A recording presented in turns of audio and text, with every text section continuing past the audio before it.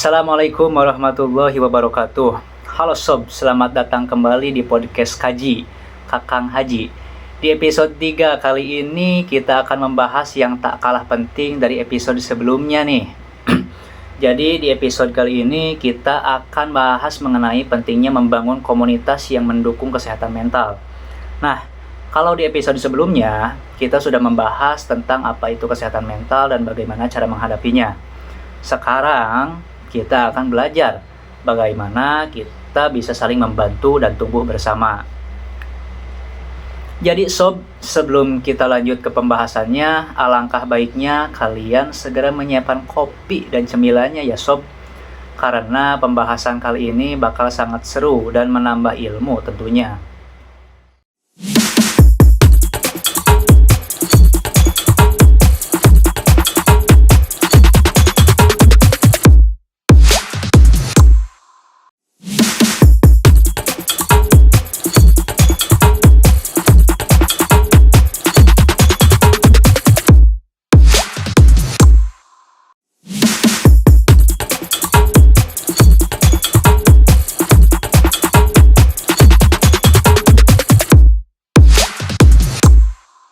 Oke sob, pembahasan pertama yang akan kita bahas kali ini mengenai pentingnya dukungan sosial terlebih dahulu ya sob.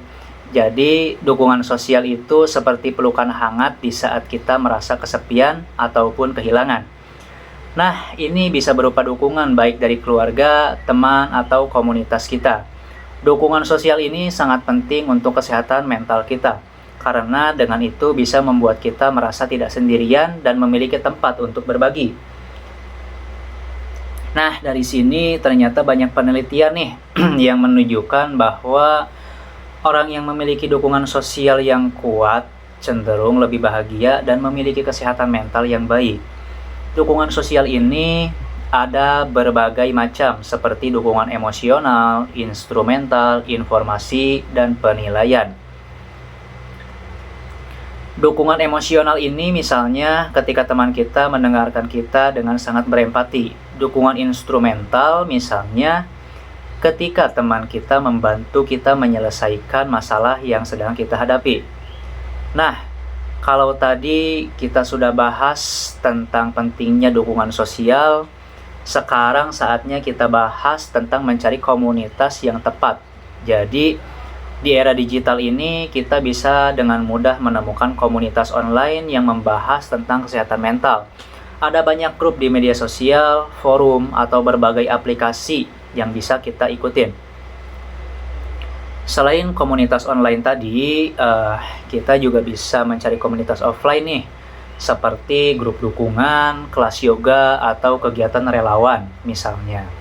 Terus saat kita mencari komunitas, perhatikan juga beberapa hal seperti kesamaan minat, nilai, dan tujuan guys.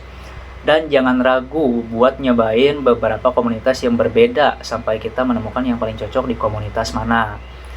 Terus untuk membangun komunitas ini, kita bisa membangun komunitas dengan menjadi pendengar yang baik bagi orang lain misalnya. Tunjukkan empati dan pengertian kita ke perasaan orang lain yang kita dengarkan ini. Kemudian, kita bisa mengadakan pertemuan workshop atau acara-acara lain yang berkaitan dengan kesehatan mental.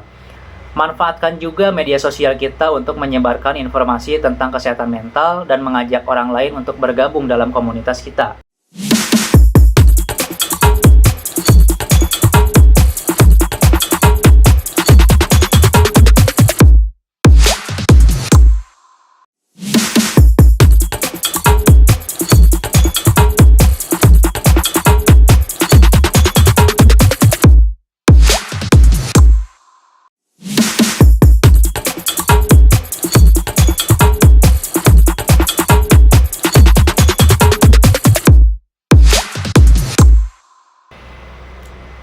Nah, selain dari mencari komunitas yang tepat dan membangun komunitas, kita juga bisa menjadi advokat kesehatan mental.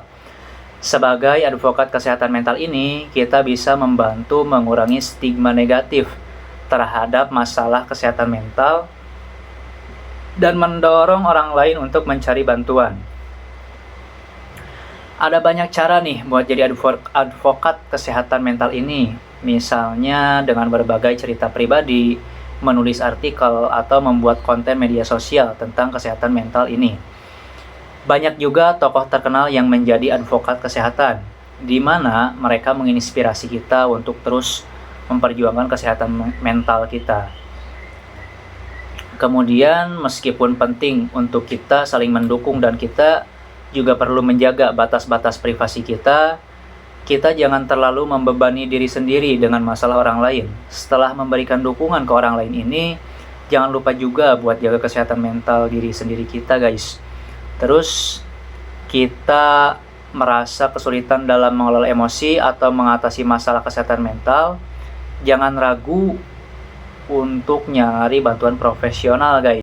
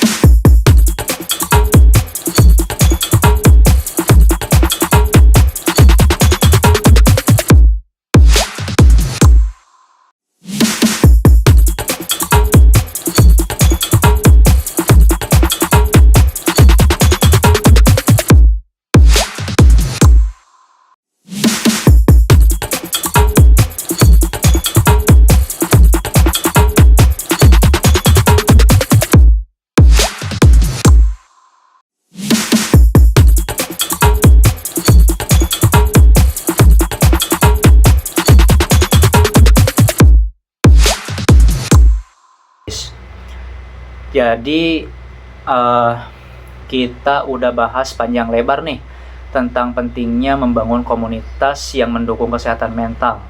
Ingat, semua butuh tempat untuk berbagi dan merasa dipahami. Jangan ragu buat nyari komunitas yang sesuai denganmu dan mulai berkontribusi. Ingat, kamu nggak sendirian. Mari kita sama-sama menciptakan lingkungan yang lebih peduli dan mendukung satu sama lain.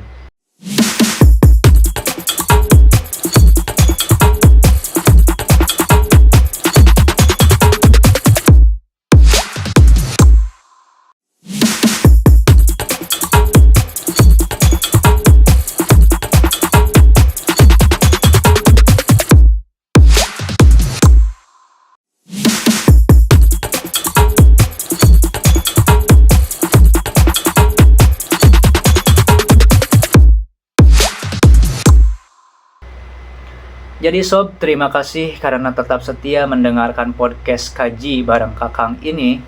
Sampai jumpa kembali di cerita-cerita podcast Kaji selanjutnya. Jangan pernah bosan buat tetap dengerin podcast dari Kakang ya sob.